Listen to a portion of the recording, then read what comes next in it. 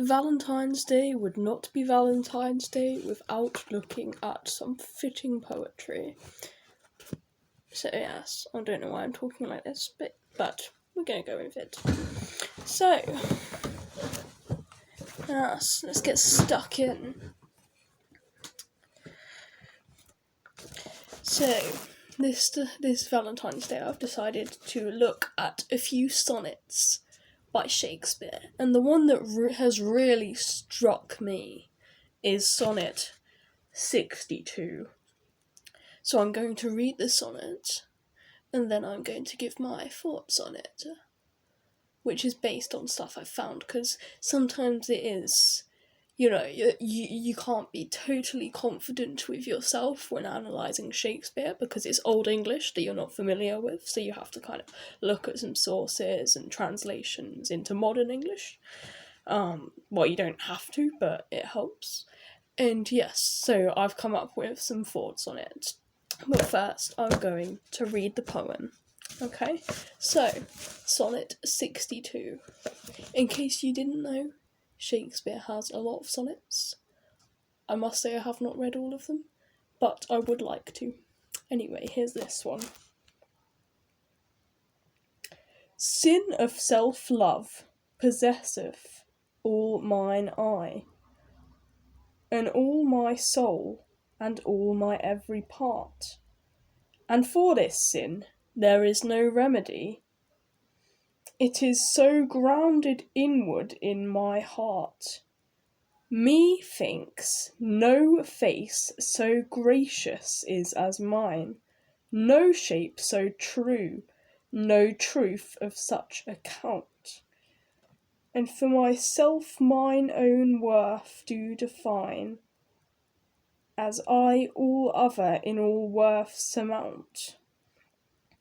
But when my glass shows me myself indeed, beated and chopped with tanned antiquity, mine own self-love quite contrary I read, self so loving were iniquity.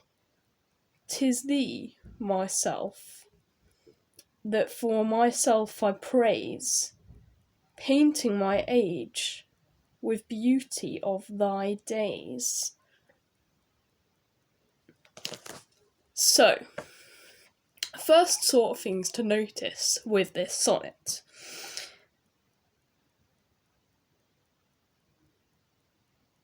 So we've got the endings to the line, so the last words of each line, so where we're looking for the rhymes. So I part, remedy heart, mine account, define surmount, indeed antiquity, read iniquity, praise days. So yeah, as usually happens with a sonnet, particularly Shakespearean sonnets, which these sonnets are, which is where obviously Shakespearean sonnets come from, Shakespeare. It ends with a rhyming couplet, and the sonnet also uses iambic pentameter. Sin of self-love possesseth all mine eye. So yeah, 10 syllables, alternating stresses. So yeah, that gives it its rhythm, I suppose. And then we've got A-B rhyming, and then obviously the rhyming couplet at the end. So really this sonnet starts off with kind of a narcissistic attitude of the speaker, it seems. So he says, or they say, because I guess we don't want to assume their gender, but yeah, websites seem to say that this is a male speaker, but I suppose that's not absolutely certain. But anyway, so they kind of appear to us as a really vain speaker and know themselves that this is a sin which has no remedy. I guess you could pronounce remedy as remedy if you really wanted it to rhyme with I, but I think that's a bit strange. But anyway,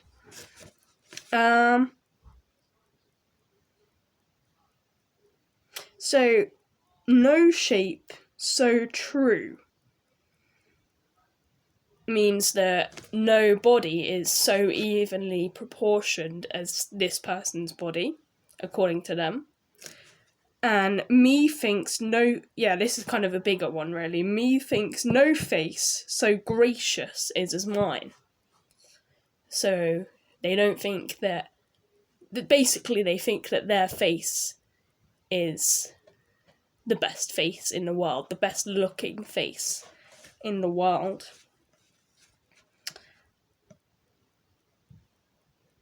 But then there's a turn in this sonnet at the word but. But when my glass, so when their mirror, shows me myself indeed, beated and chopped with tanned antiquity, mine own self-love quite contrary I read. So they initially were in this sonnet, in the first 8 lines, they're thinking, I just really love myself. And this is a sin, but I can't deny that I love myself.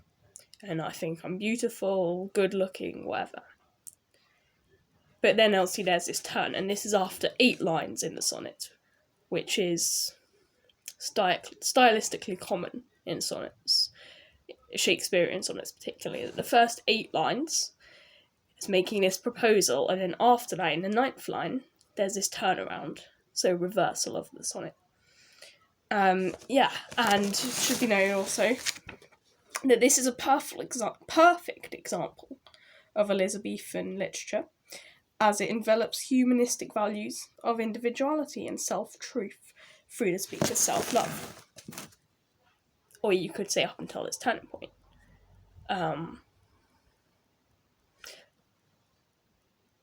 Because it becomes more than just self-love. But then again, it does seem to have more value to it after this turning point as well. So let's just examine that closely. But when my glass shows me myself indeed, beaten and chopped with tanned antiquity, mine own self quite contrary I read. So it's not just themselves that they love. And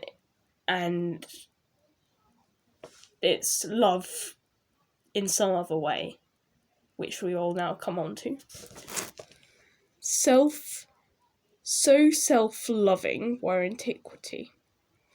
'Tis thee, myself, that for myself I praise, painting my age with beauty of thy days.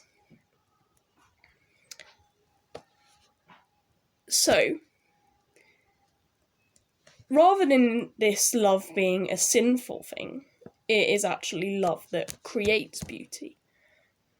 And this speaker has a youthful lover, with whom the speaker's soul intertwines. So whatever he sees in himself or themselves, they see in their lover as well.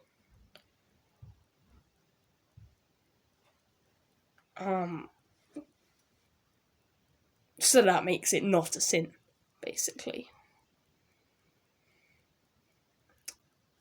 And with the idea of it being a sin, a personal viewpoint that I have about this sonnet is that Shakespeare is trying to say, trying to turn around this idea that self-love is narcissistic and sinful, because actually it is what leads to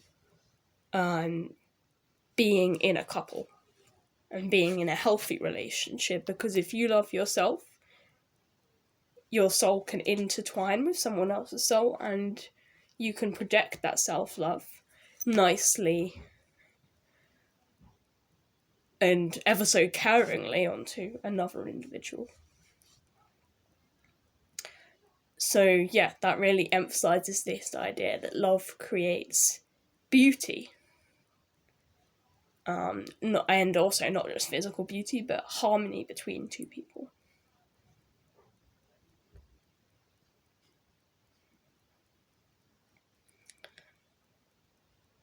And also this idea of the speaker's body being so evenly proportioned. The idea of balance comes in here. And kind of these two lovers are equally on a seesaw. So they're just kind of sitting like on the little bits of the seesaw there. And because they're equal, they're like holding each other up in this stable balanced relationship. Because, as I've said before, this speaker projects everything they think about themselves onto this lover. So they think that their body is so evenly proportioned, and they've seen no other body that's so evenly proportioned, but actually they think the same thing about their lover's body, because they're intertwined in this way. So they both see balance in each other that creates this stable relationship. So yeah, perfect for Valentine's Day. So that's kind of why that sonnet of Shakespeare's stuck out to me. And now we're going to go on to the marvellous writer Elizabeth Bishop. Elizabeth Bishop writes poems, stories, letters, and has also done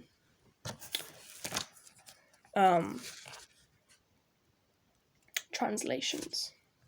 I say writes, but I doubt she's still alive. When was this book published?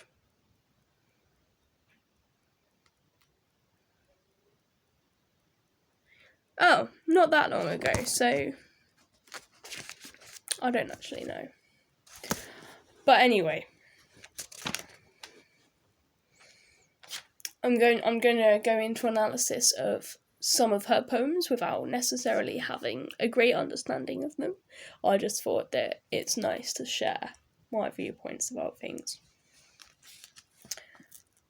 So this poem that I'm reading for this Valentine special is Valentine V. When love goes hunting, who is he that so can terrify his game? Why, winded and stumbling, still they flee? Has a report of love's fantastic sport been spread before him, and they see between the trees not death approach, but shame? Not from his arrows do they fly, for those they might meet with their hearts, if only he would let them die. They know that love their curled horns will break off, pluck as a prize. I'm busy!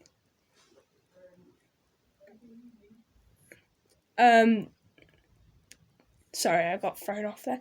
Pluck as a prize the living eye, and toss among the leaves the private parts. So yeah, I found this quite confusing in various ways, and couldn't find actually much on about it on the internet. So I thought that I would put something out there.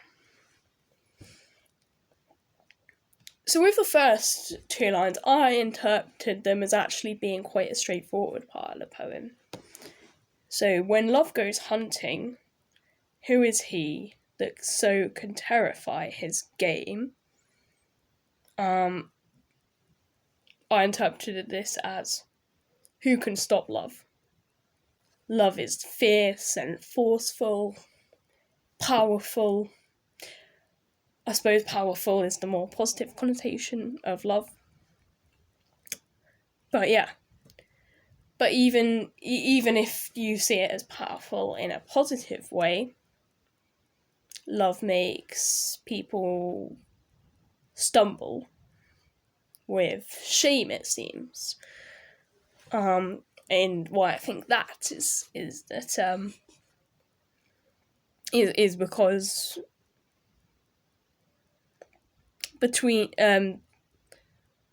they see between the trees not death approach but shame. I'm not entirely sure about the death approach thing, but what I think's happening here is Bishop saying that people are ashamed to love, and also ashamed that they can't control their love, and it just goes hunting after people. Another thing to note about this poem is that the rhyme scheme is A, B, A, C, C, A, B for the first stanza, so there are 2 stanzas. And then for the second stanza, it is A, B, A, X, X, A, B. And what I mean by XX is that these 2 lines here, so they know that love, their curled horns will break off, denotes no rhyme at the end of the lines. And I thought that this exception to the rhyme scheme of it denoting no rhyme here emphasises this breaking off.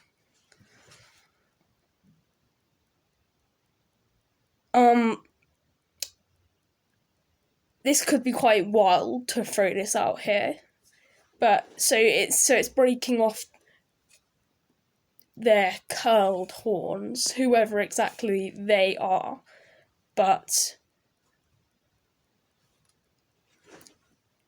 so it's breaking off horns, which are a form of protection. So it could be that love is making people vulnerable.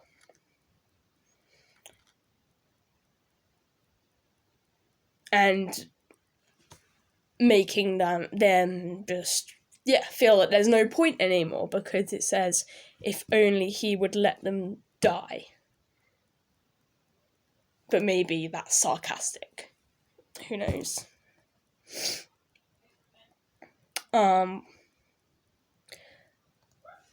So the private parts I assume to be like private parts of humans, as in like a penis and vagina, but it could also be kind of emotions that people want to keep private and don't want to be ashamed of, so in a way people don't want to be exposed, but exposed about their love for people, maybe in particular. But really, Elizabeth Bishop is pointing out that it's fantastic to love. In this line, love's fantastic sport.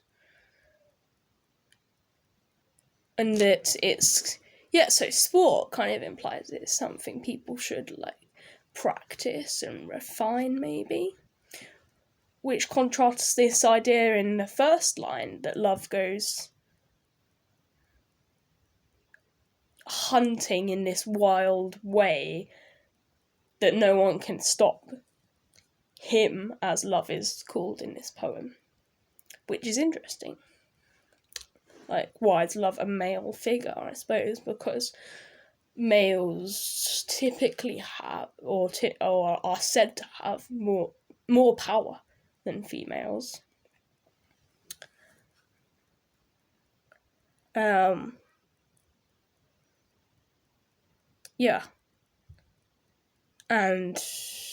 it was typical in certain times of history for many years that men in the family would do the hunting, whereas kind of like women would stay at home and look after children, maybe.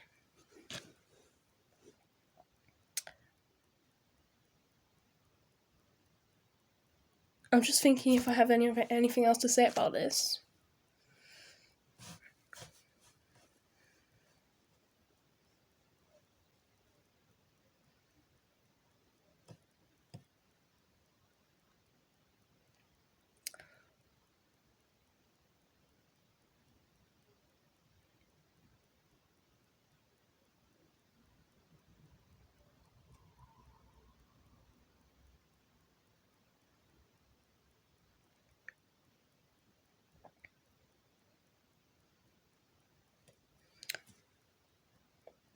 I think I'll leave it there for that poem. And the other one that I wanted to include in this little Valentine's Day poetry video is Free Valentines. I'm just having a look for this one here. Let me pause the video while I do that. So with the point in the other Valentine poem by Elizabeth Bishop, which mentions arrows, this one mentions the other part that typically goes with an arrow, which is the bow. So that kind of makes me think that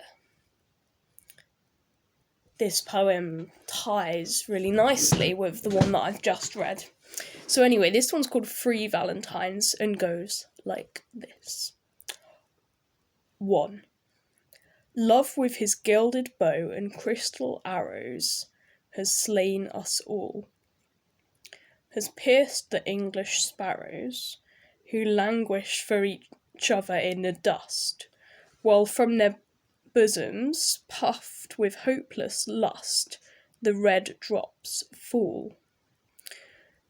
The robin's wings fan feverish arcs and swirls, attempting hugs, while Venus pats her darling's curls, and just to polish off his arm suggests some unrequited passions in the breasts of amorous bugs.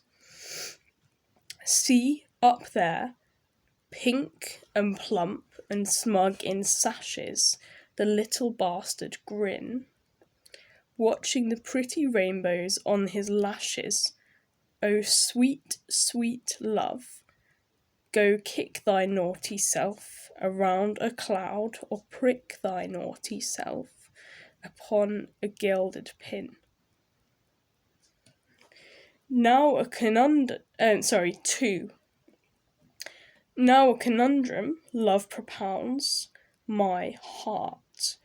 You with myself my love confounds, with perfect art, until I swear I cannot tell you two apart.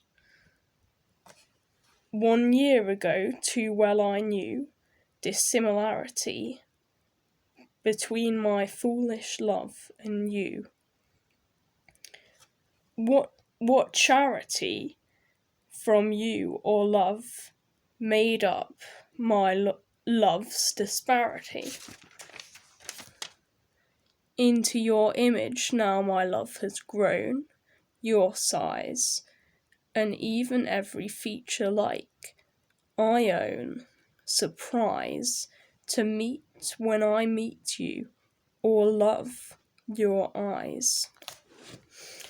Nor does an eyelash differ, nor a hair, but shaped exactly to you I love, and warns me to beware my dubious security. Sure of my love and love, uncertain of identity. But poor love's imitations made him mute in his perfection.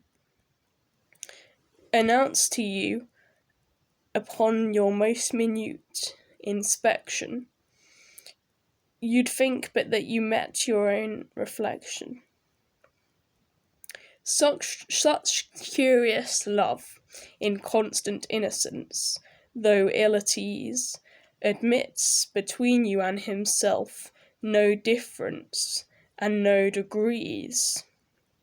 I sometimes pride me on love's limitations. They bring these. 3. Love is feathered like a bird, to keep him warm, to keep him safe from harm, and by what winds or draughts his nest is stirred, they chill not love. Warm lives he, no warmth gives off, or none to me. Claws he has like any hawk, to clutch and keep, to clutch so he may sleep, while round the red heart's perch his claws can lock and fasten love.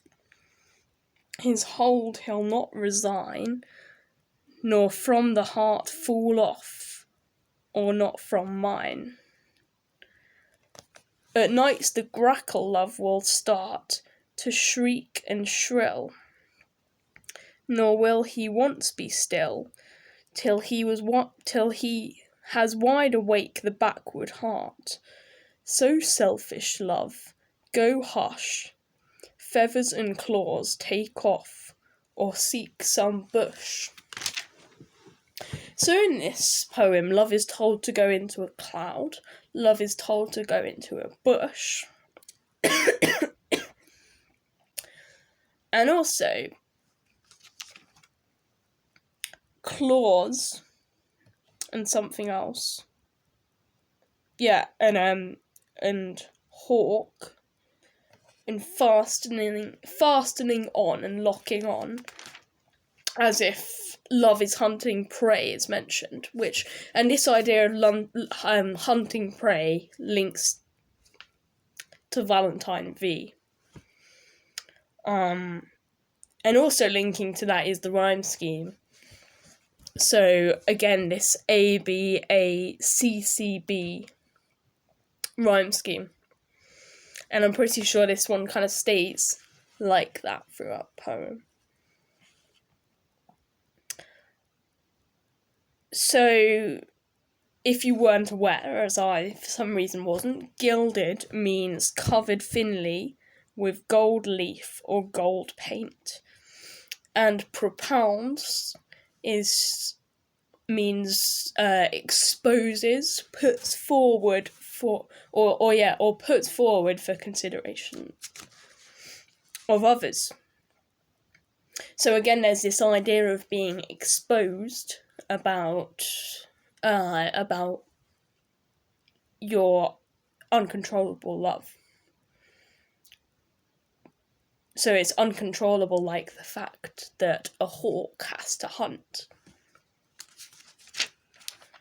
It's also interesting to note here that love mostly throughout the poem, as with the last poem, is capitalized. But there is one instance where it is in lowercase.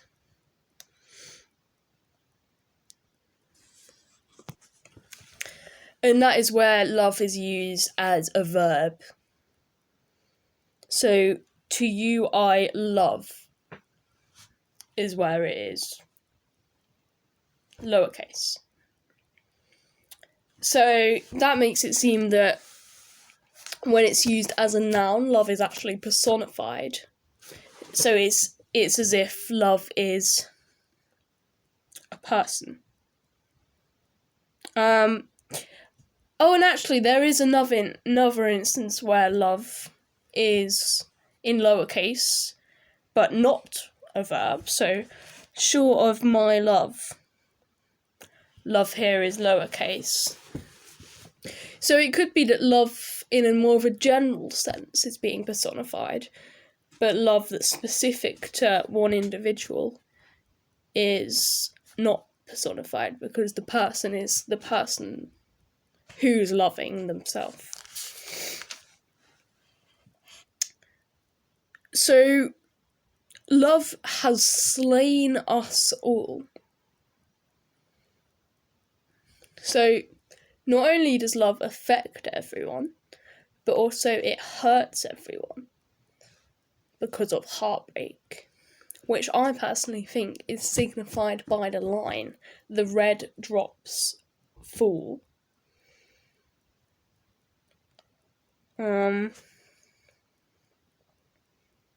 So yeah.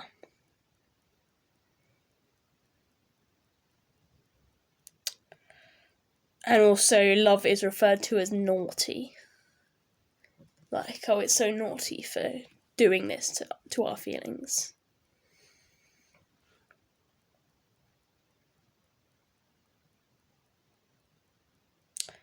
Until I swear I cannot tell you two apart.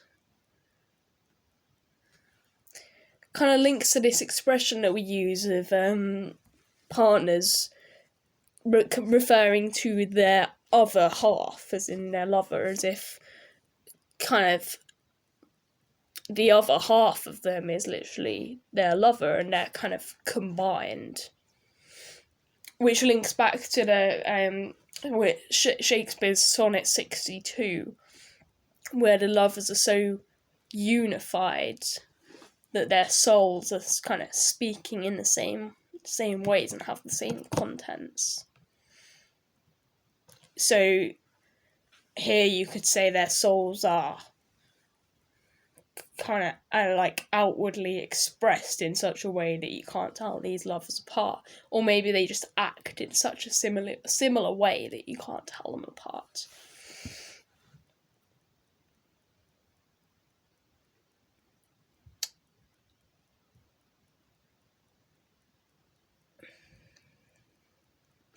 So dissimilarity between my foolish love and you.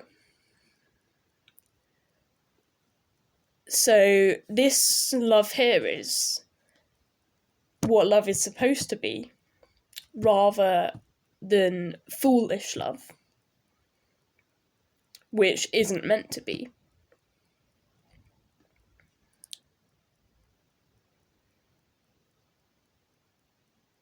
As well as naughty, though, love is also described as sweet, and in this example of epizoisis, which is where the rhyme, the repetition is like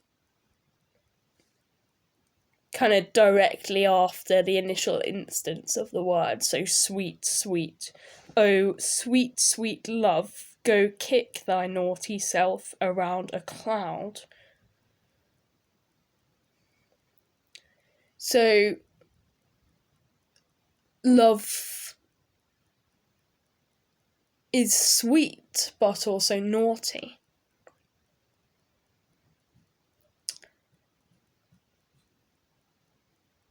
Perhaps such an urge to be sweet in the wrong instances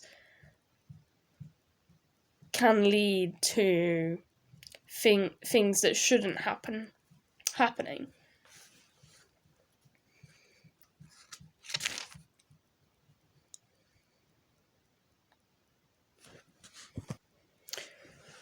Going along with the multiple references to birds in this poem, so that includes robins,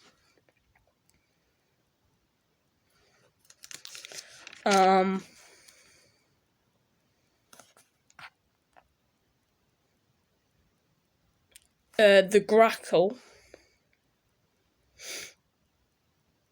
and where is it? I think I remember a hawk being mentioned.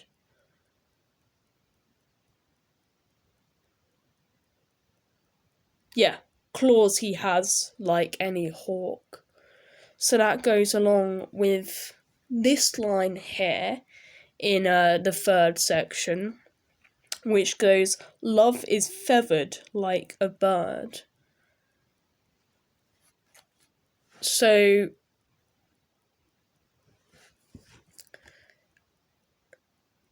love is feathered like a bird.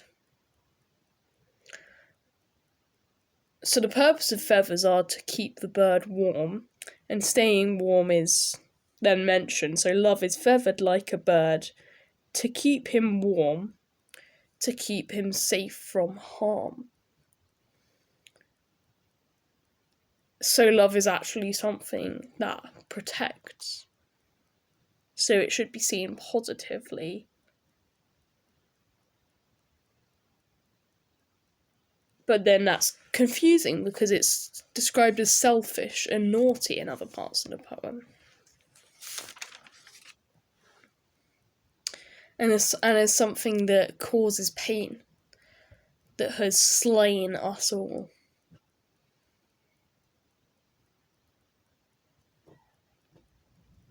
Maybe this poem is in such a conflict about ideas about love because Bishop wants the reader to consider the variations of love and which types of love are actually real and Valentine's Day worthy.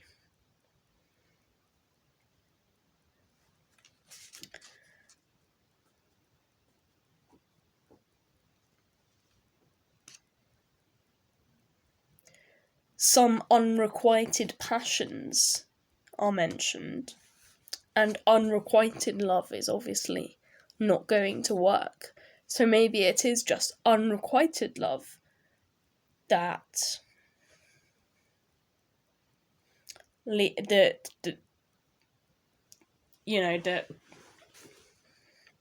is naughty, even though it seems sweet.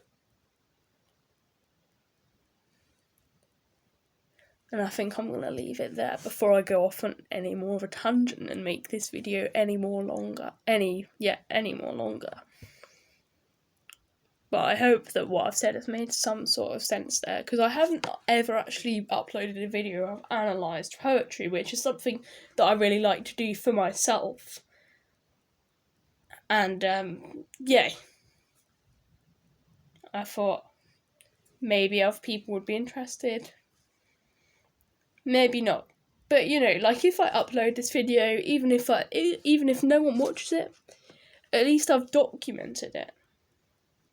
So I can look back on it in years' time and think, do I still think in the same way about poetry? And yes. So I hope that was somewhat enjoyable. And if you do want me to do more of these attempting to analyse poetry videos, I would be happy to. Okay. I hope you've had a fab Valentine's Day. Peace.